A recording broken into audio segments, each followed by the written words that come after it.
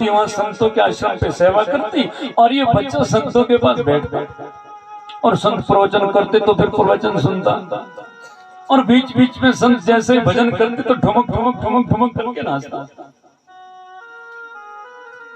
कुमार आचरित प्राज्ञो, मैंने शायद पहले दिन कथा में कहा था बच्चों को सत्संग में जरूर लाना चाहिए। अरे कितनी देर शरारतें करेंगे, वैसे तो आपका कंट्रोल ऐसा होना चाहिए कान में से पकड़ करके गोद में बिठाओ, लेकिन फिर भी कितनी देर शरारतें करेंगे। 4 घंटे की कथा है, कहीं ना कहीं तो बैठेंगे ही। न जाने वो कौन सी बात तुम्हारे बच्चे के हृदय में बैठ जाए, न जाने किस बात से उसका कल्याण हो जाए। और हमारे जीवन में संस्कार केवल सत्संग से मिलते हैं, दूसरी जगह मिलते ही नहीं। आप बच्चों को सत्संग में लाओगे ना, बच्चों को सत्संग में लाओगे तो बच्चा सीखेगा। देखो यहाँ जब जाते हैं ना तो हाँ जूते चप्पल बाहर उतार करके आते हैं। और देखो मेरी दादी मेरी मम्मी माता है जो ब्राह्मणों को प्रणाम करती है, फिर संतों को प्रणाम करती है, बड़ों को प्रणाम करती है। बच्चा सीखेगा देखो बड़ों को प्रणाम करना पड़ता है। अरे वहां पंडाल में बैठ करके कोई बड़े लोग, कोई विद्वान लोग बोलते हैं, आचार्य लोग बोलते हैं, देखो सब लोग बहुत ध्यान से शांति से सुनते हैं, कोई बीच में बोलता नहीं है। और कथा के बीच में से जो बातें बताई जाती है बच्चा उसको ग्रहण करता है।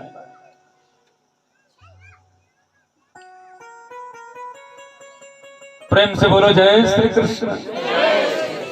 बच्चा वहां से सीखता है। अच्छा इसी बच्चे को आप शादी में ले जाओ। अब जब बच्चा शादी में जाएगा तो शादी में पहुंचते ही माँ बेटे को कहती है बेटा कुछ भी हो जाए लेकिन जूता मत खोलना, कि 500 रुपए का लाया है सिलाई से, हाँ गुम हो गया तो छोड़ोगे नहीं, जूता मत खोलना। क्योंकि शादी में जूता एक ही जगह खुलता है जब किसी के सिर पे मारना हो। सीखेगा बच्चा हो जूता नहीं खोलते भाई, कोई बात नहीं। हाँ? थोड़ी दूर जाती है माँ, बच्चे के साथ जा रहा है बेटा, माता कहते सुन जो सामने दूर खेत में टेंट लगाए ना वहां नहीं जाना। बच्चा कहता माँ क्यों? अभी पिताजी तो वहीं गए, मैंने देखा है उसी टेंट में गए। अरे नहीं नहीं बेटा वो कुछ अच्छा नहीं, वहां गड़बड़ होता है बहुत। हाँ समझ गया वो टेंट की बात, आप क्या भी लगते होंगे है ना।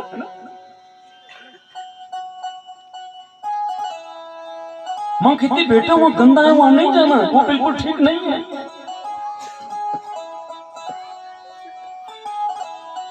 तो बच्चा क्या सोचता है पिताजी उस टेंट में गए हैं और बच्चे ने आज मन में ठान ली जब मैं पिता बन जाऊंगा तब मैं उस टेंट में जाने लायक हो जाऊंगा। सोचेगा ना बच्चा बड़ा होकर के मैं भी जाऊंगा।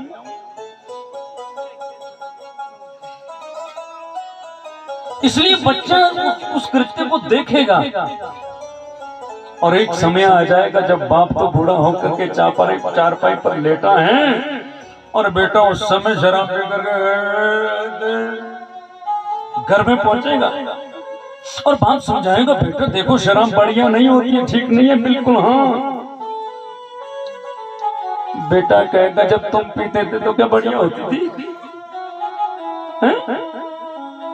क्योंकि हमने खुद वो अपराध किया है इसलिए हम किसी को रोक नहीं सकते। माता शत्रु पिता बैरी ये न बालो न पाठिता। वो माता शत्रु है, वो पिता बैरी है जो अपने बच्चों को बढ़िया शिक्षा ना देते हैं, बढ़िया संस्कार। और इसके लिए हमें खुद को सुधारना पड़ेगा ना। एक बच्चा गुड़ खाता था, गुड़, डॉक्टर ने उसको मना कर दिया, ये देखो भी इसको गुड़ नहीं खाने देना, मीठा से इसको एलर्जी है जो भी है। तो मां ने बहुत समझाया बेटा गुड़ नहीं खाना, गुड़ नहीं, लेकिन वो तो रुक ही नहीं सकता था। अब क्या करें, किसको बोले, कैसे इसको मनाए? छोटा बच्चा जिद करता है। माता उसको लेकर के महात्मा गांधी के पास चली गई। और महात्मा गांधी, देखो महात्मा गांधी की बात सब मानते थे। सारे गांव का मौजूद व्यक्ति होता है ना जो गांव का, उसकी बात सब मानते हैं। महात्मा गांधी की बात सब मानते थे। मां ने कहा यदि गांधी जी बोल देंगे तो शायद बच्चा छोड़ देगा।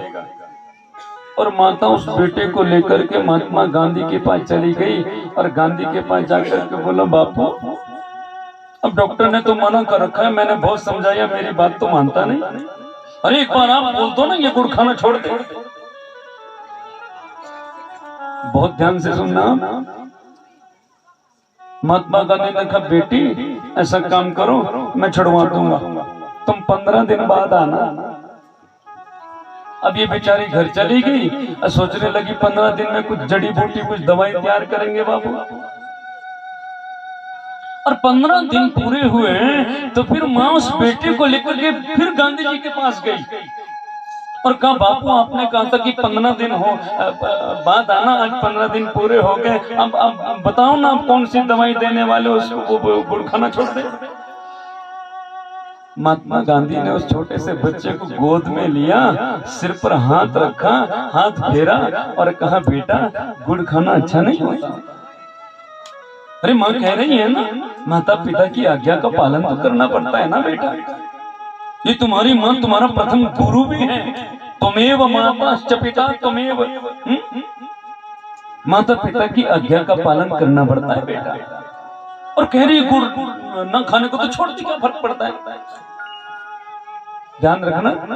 बेटे ने कह दिया, यदि आप बोल रहे हैं तो आज के बाद गुड़ नहीं खाऊंगा, प्रॉमिस हो गया। उस मां को थोड़ा गुस्सा तो आया, यदि तुमने इतनी बात ही कहनी थी तो ये तो तुम 15 दिन पहले भी कह सकते थे। अब दूसरी बार मुझे क्यों परेशान किया। मैंने सोचा कोई दवाई घोटी होगी, कोई बढ़िया कोई जड़ी बूटी निकाली होगी, इसको पिलाएंगे, ये तो तुम उस समय तो बोल सकते थे। बहुत ध्यान से सुनना।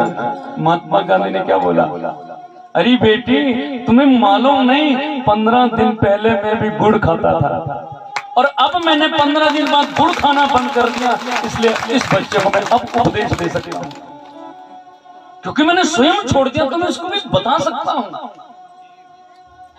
इसलिए यदि हमारे जीवन में बुराई है ना तो हम बच्चों को रोक नहीं सकते। और पहले के तो बच्चे थे, आज के बच्चे को बिल्कुल नहीं रोक सकते। अब छोटे छोटे बच्चे भी हमसे ऐसे ऐसे प्रश्न करते हैं कि आप उनका जवाब नहीं दे सकते। आज की जो आने वाली हमारी जनरेशन है, आने वाली जो हमारी ये पीढ़ी है, ये थोड़ी हमारे से 2 कदम आगे है। इसलिए यदि इसको सुधार और ध्यान रखना, फिर आगे जाकर के, मैंने कल परसों में कहा, आगे जाके विडंबना आती है, क्योंकि तुमने संस्कार से जोड़ा नहीं ना, दुराचार से जोड़ा है। इसलिए बच्चे फिर उल्टे सीधे कदम उठा लेते हैं। कोई कहीं से कहीं भाग जाएगा, कोई कहीं से उल्टे सीधे काम कर लेगा और गड़बड़ हो जाती है। 2 मिनट पिताजी ने कुछ कह दिया तो बेटे का दिमाग खराब हो जाता है। क्यों? क्योंकि तुमने सत्संग में तो लाया ही नहीं, विवेक तो है ही नहीं। और विवेक कहाँ मिलेगा? बिनु सत्संग विवेक न होई, राम कथा बिनु सुलभ न सोई। इसलिए बच्चों को सत्संग में जरूर लाओ। छोटे से ध्रुव जी दिन भर सत्संग सुनते महात्मा का, और अब थोड़े बड़े होने लगे तो पाठशाला में जाने लग गए। अच्छा, पाठशाला में जब जाते हैं ना